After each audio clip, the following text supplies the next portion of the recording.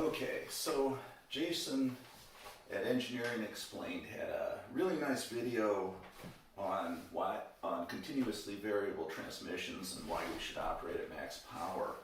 But he showed this equation which shows that at first glance you'd think you want to operate at maximum torque. So I went through the equations and just for myself, and I thought, wow, this is pretty cool. It makes a lot of sense now.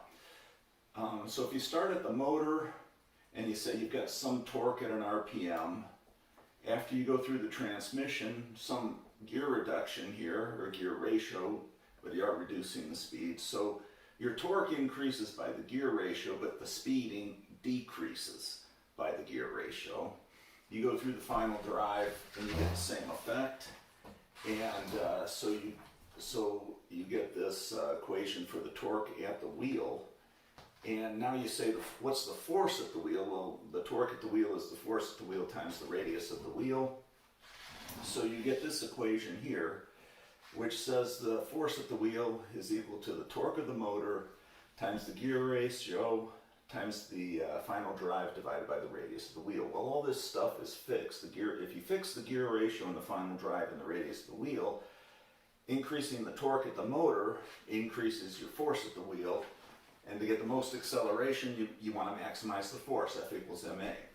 So what you would conclude from this is that to get the most acceleration, you want to operate at max torque for max acceleration. But the other way to look at this is it's an energy transfer. You're transferring the energy from the motor to the vehicle. And so the energy output of the motor into kinetic energy of the vehicle. So what you want to do is maximize the energy output of the motor.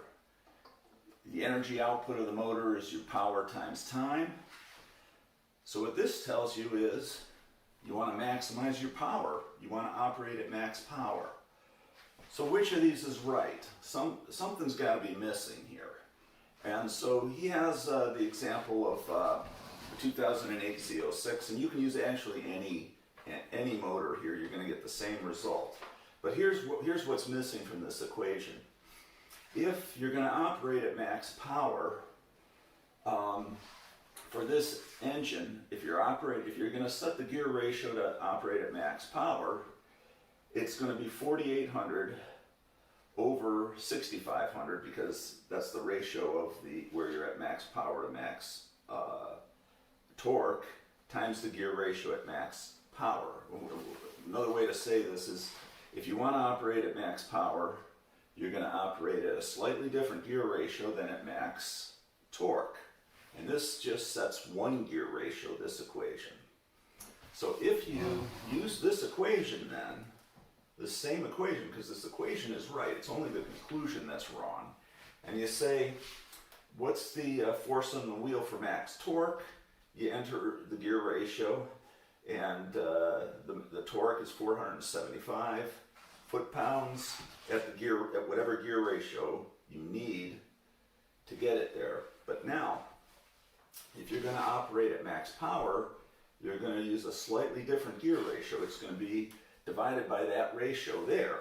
If you put this in, what you get is you get 551 times this constant versus 475. So you do get with this equation that you want to operate at max power, not max torque. And the reason is you can only operate at if you're going 70 miles an hour, your wheel is going to have some RPM. And if you want to put this at max torque, this gear ratio is fixed. And you're going to have a different gear ratio if you want to operate at max power. And it's the fact that your gear ratios are changing is why this equation is still correct. It's just the conclusion is not correct. You do want to operate at max power. So anyways, Engineering Explained has a lot of great videos. I just thought this might clear things up. It really helped me.